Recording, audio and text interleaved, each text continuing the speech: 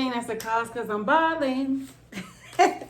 What's up, everybody? It is your girl Carissa, and I am back with another video. And I am here today to give you guys the tea on how to start your online business, whether you have a boutique, hair, nails, whatever, event planning, whatever the case may be. I am here to give you the tea on how to get that thing started, okay? Because like I said before in my last video, it is 2020 and we are here to get to the bag. And if I can help you in any way, my job is done, okay?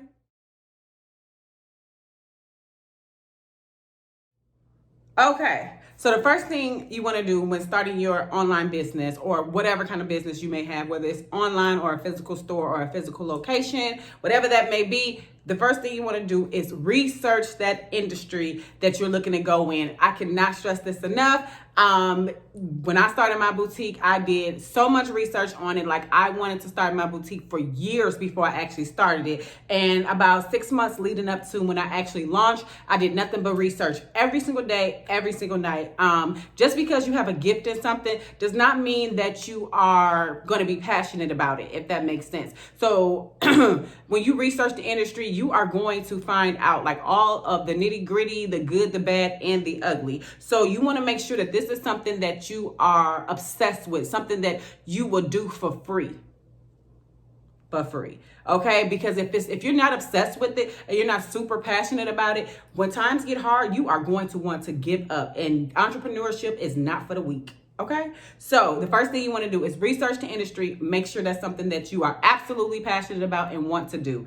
That's the first thing. The next thing, this pretty much goes without saying, but I'm gonna say it anyway. Choose a business name, okay? This is going to be critical for you because you want to choose something that resonates with you. So when people ask you, how did you come up with this name? Or, you want to make sure that it's catchy. You want to make sure that it's memorable. You want to make sure that this name just rolls off the tongue. Just anyway, like, you just want to make sure it rolls off the tongue and people can remember who you are. Choosing a business name can definitely be a process, just because for me personally, when I started my business, my original name was My Style Boutique. I always knew that I was going to change the name, but I chose that name just because I had put myself on a deadline when I needed to have certain things done by. So I wanted to have all my business and legal things done by a certain amount of time. So I actually just switched the name over to Lux Style Boutique a few months ago, maybe like roughly 6 or 7 months ago. So you want to make sure that this is something that resonates with you and go from there. The next thing you want to do after you choose your business name is you want to decide how you want to legalize your business. So do you want to be a LLC, a sole proprietor, a corporation, or, an S corp, whatever it is, you want to make sure that you research all of these things. Because just because everyone is LLC in their business nowadays does not mean that that might be something that resonates with you. When I started My Style Boutique, I operated as a sole proprietor because I knew that I was always going to change the name. And I didn't want to LLC it or something else and then lose out on that money when I knew that wasn't the name I was going to stick with. And then also too, maybe, if you have a partner, if you're going into business with someone, a sole proprietor is not going to work for you. So you want to make sure that you research all of those things and choose the one that best suits you and your business needs currently and in the future. So you want to figure that out first, next. Okay? Then after you choose which route you're going to go, if it's an LLC or what have you. So let's just say you choose an LLC. The next thing you want to do is run that business name in your state's database to make sure that you can, to make sure that this name is available for you. So for me, for Illinois, what I did was I just pretty much put in Google LLC name search Illinois, and it came up. You always want to choose .gov, the website that comes up with the .gov added, because the .gov is going to be the most official. It's going to be like the .gov is going to be the official site. Okay, so all you gotta do is put that into Google, LLC name search blank state, and then it's going to come up for you. Search that name. If the name is available, then you can proceed with your LLC application. If the name is not available to you, maybe try spelling it a little bit different. So for me, when I ran Lux, I actually wanted it to be spelled Luxe, but Luxe was taken. So I chose Lux. You know what I mean? So sometimes you may have to like change the spelling in it a little bit to actually be able to secure that name. So now you've researched the industry, you've chosen a business name, you decided which one you wanted to do, whether it's LLC or what have you. Now you've ran the name is available to you, right? So the next thing you want to do is secure that name in that database. Apply for your LLC right then and there, because you have no idea how quickly some of these names will go, especially with so many new entrepreneurs popping up. And sometimes people would just secure a LLC and not even start business for about 6-7 months. So you want to make sure you secure it right then and there. I'm not exactly sure what the cost will be in all states, but I think for Illinois, the cost was probably like $120 or $150. I'm actually not sure. You just want to make sure, you just want to check the state's website to see how much that actually costs. Okay, that you have gotten all of that done. The next thing you want to do is secure an EIN number, okay? Woo! You want to secure an EIN number, and that is your employer identification number. Whether you have employees or not, you are going to need this EIN number, because you're going to need this EIN number for multiple different reasons. And the number one reason is because you are going to use this number to file your business taxes with, okay? So whether you have employees or not, you absolutely have to get an EIN number. Okay, and I'll get into another reason why you would need that EIN number later on in this video. Okay, so now that you have all of those things done, what you want to do is go to GoDaddy. GoDaddy.com, and that is where you're going to secure your domain name. So even though you may be like waiting on your LLC to come back, the approval to come back, still go onto GoDaddy and secure your domain name, because these domains, they go extremely fast. And some people just buy up like a bunch of domains and then make another person buy it from them. Like they just buy it up and then they sell it for a profit. You know what I mean? So you want to secure your domain name on GoDaddy. And I personally suggest that you secure a .com because with me, when I had my style boutique, I had it as .net. And so many people I was missing out on sales because it was a .net and people were typing in .com. So that was kind of like customers miss, sales miss, because I had it as a .net. Now I actually have a .com. So I would highly suggest that you secure a .com instead of a .net or .org or .something else. Okay, this is just suggestions. You don't have to do it. I'm just saying what happened to me. So after you secure your domain name, you want to go in and secure all of your social media, from your Instagram, Twitter, Facebook, whatever. You want to make sure that you secure those names on social media platforms, because if you don't have a social media, 9 times out of 10, nobody's going to be checking for you.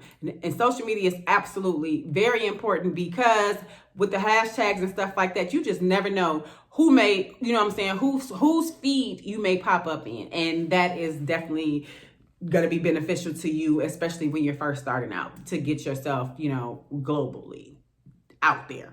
Okay. So secure all of your social media accounts. Okay. Yes. You want to get a business license and a seller's license. So these are two very, very different things. Okay. So the business license is pretty much, like the, government's approval for you to operate as a business in that particular state or county or city or whatever. So you want to get a business license to make sure that you are operating with approval of the government, because if they find out after the fact, it's going to be a little bit of trouble. Okay, so the business license actually costs, I forget how much they cost, but it's a fee attached to it. I know for a fact in the state of Illinois, it's a fee permit. That is something completely different. I believe in Illinois, it was free for me to get, and it's like an 8-digit number. You are going to use this number when you are purchasing from your wholesalers, okay? So 9 times out of 10, a wholesaler will not sell to you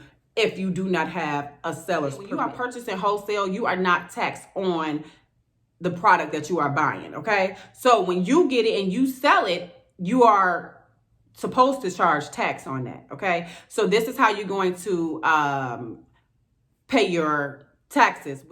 And this is actually going to be the number that you use when you file your taxes, okay? So that's the difference between a seller's permit and a business license. So you're going to need both of those, okay? Okay, so now the next thing you want to do is open a business bank account. It is crucial to open up a business bank account because you can easily get your personal finances and your business finances mixed up if you do not keep them separate. Okay, you can pretty much choose any bank that you want. I personally chose a different bank than my personal account because the bank that I bank with for my personal accounts, I think they charge you like a fee if you don't keep the minimum amount in the account every single month. So I chose actually a credit union where they do not charge you a minimum fee and that you don't have to have like a required minimum in your account every single month. Back to the EIN number situation, okay? So you cannot open up your business bank account without this EIN number, all right? So when you try to open up your account, they're going to ask you for that EIN number. And that EIN number, like I said, that's your employer identification number. So I would suggest, this is just my suggestion, I would suggest highly that you use a bank that does not require you to have a minimum amount in your account every single month, especially when you're first starting out, just because I know for me, every single dollar that I make, I put it back into my business in some way, some shape or form, to the point that there's nothing left.